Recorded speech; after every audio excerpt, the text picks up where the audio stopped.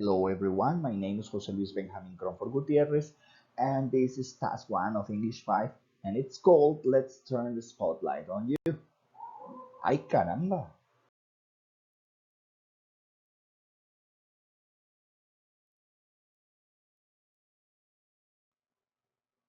Well, how do I practice my skills? About the speaking part, I try to do it all days because I'm an English teacher, and because of that, I have the opportunity to talk to all my students in English. And if they don't answer to me in the same way, they are going to be a tila because they are going to receive one for their achievements in Spanish. Besides of that, I try to talk to my best friend who is a teacher there in the Cardinal Sanchez School, whose name is Charles, and we try to communicate everything in English, even though some people believe that we are mocking on them or doing bad things in English. But we try to do it because it's the best way to keep our language in a good way and remember some expressions that maybe we have forgotten because of the lack of use in our daily lives. About listening, I try to practice it first with my students' listenings. I try to practice three kinds of listenings: the comprehension listening, the transcription listening, and the inference listening. In the three cases, I try to extract new words that could appear over there, and they can make a lot of troubles to some of my students. Besides, I have to check what kind of difficulty is this audio or are those audios going to imply in my students. And well, that's talking about my work. And for me, I try to just watch some series, especially sitcoms in English. And if there is a good movie, I try to watch it in English because it's the best way to understand some puns that sometimes the translation kills. Now, about reading, I try to read from time to time. I don't have too much time. Actually, not too much spare time. So I would say that mostly, if I can read one manga or at least a booklet during the week, it's good.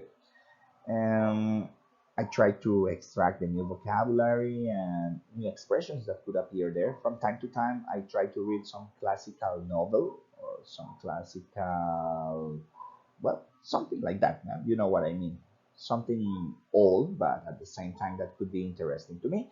And from time to time, if I have the opportunity, I try to read some blogs and to do it in the same way with some scientific articles in order to increase my vocabulary. And about writing, when I have the opportunity, I chat with my friends just in English because they are also possessors of the power of English. And if I find something that is interesting, like in an audio, I try to record this or I try to just listen it and copy the expression, and later I'm going to look for it and I'm going to check if that was right or wrong.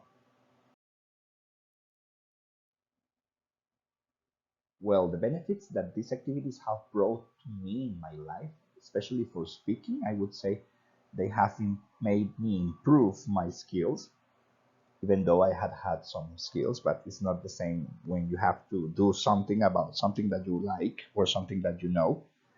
But in these situations, those activities, some of them were about things that I didn't know and I had to investigate and at the same time give my kind of point of view.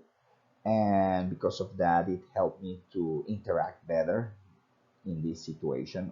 Besides of that, it's really good when you speak freely with coherence, cohesion, fluency, and you have enough vocabulary in order to avoid the famous because that's kind of annoying, especially at the beginning when you try to express yourself freely and you feel like if you had a kind of wall in front of you every single two steps.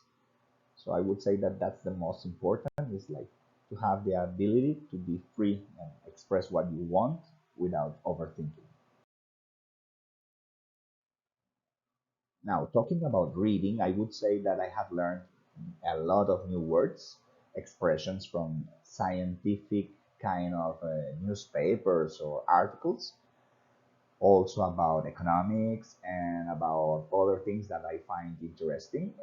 I have to be honest, I don't read too much about politics because I find it boring, especially because you know that something is what they say and other thing is what the politicians do. Because of that, I try not to get mad with the reaction of people about that and the reaction of all the consequences that they are doing.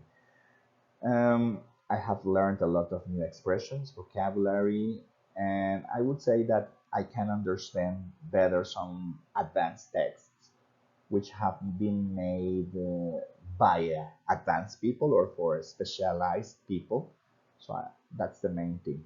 I feel more comfortable reading those articles. Now, in the listening aspect, I would say that I can understand more expressions.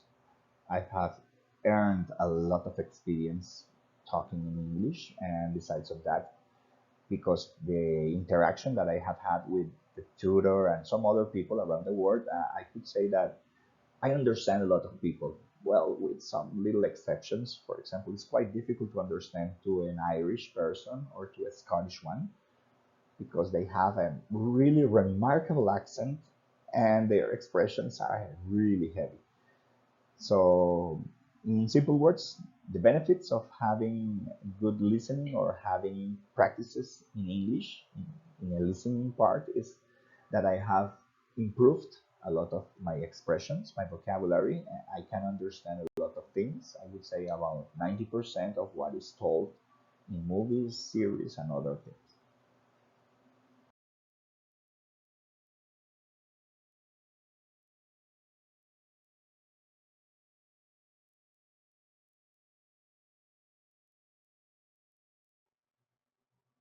Okay, last but not least, I would say that the benefits that these exercises or these levels have brought to my life in the written part are, first of all, my ideas are more concise. I would say that I have better check spellings. I don't make a lot of mistakes like I used to do. And besides of that, I would say my ideas are more coherent in some moments, and I can communicate freely, like if I were creating a letter in Spanish. And now that I have some rules, I can write better, especially when I have to do it in a formal way.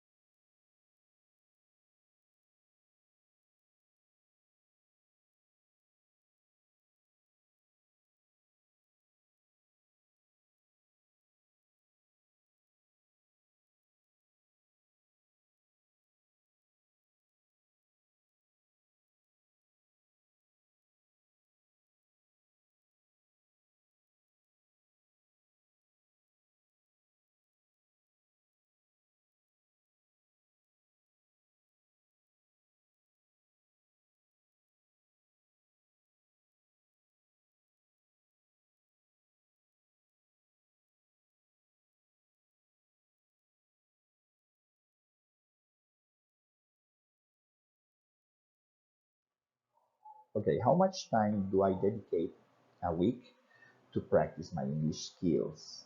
Speaking is the biggest one.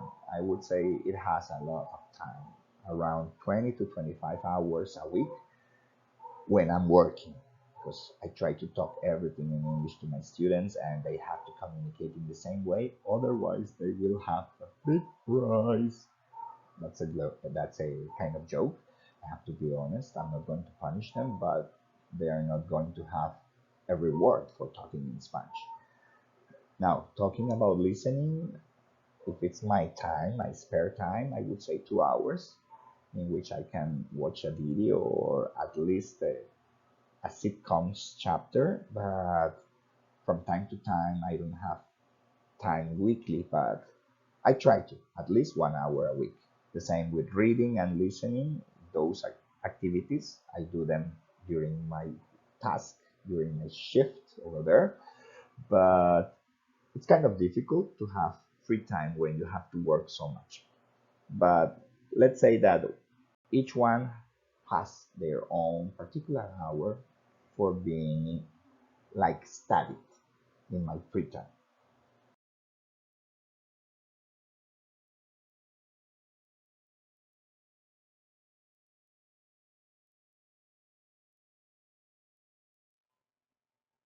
Okay, first of all, I'll take my time, I'll rest a little bit before I can start. Then, when I'm ready, when I feel a little bit chilled, well, I sit down in front of my computer and I start working on my skills. If it's about writing, I do some written stuff. I use some web pages to work about the grammar. If it's about reading, I look for some web pages that are good, that have advanced readings, and I try to answer. It doesn't matter if one day is inferential reading, sorry, or if it's like just literal reading, but it's reading comprehension, so I have to use all the skills. The same with speaking. I try to do some exercises that could appear in some kind of test. And with listening, well, I just try to practice, as I told it, doing the exercises that my students have to do before them.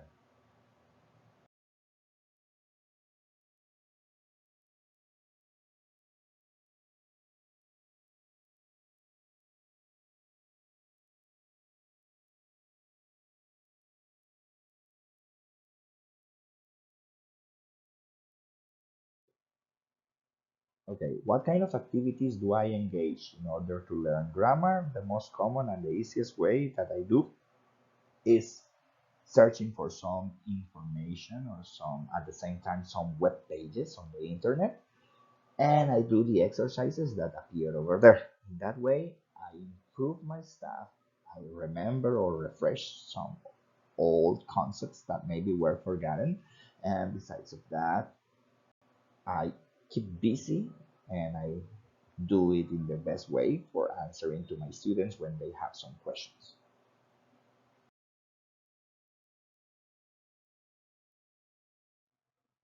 Okay, let's talk about my personal commitment. In the first place, I'm gonna say that I'm gonna keep doing the things that I like.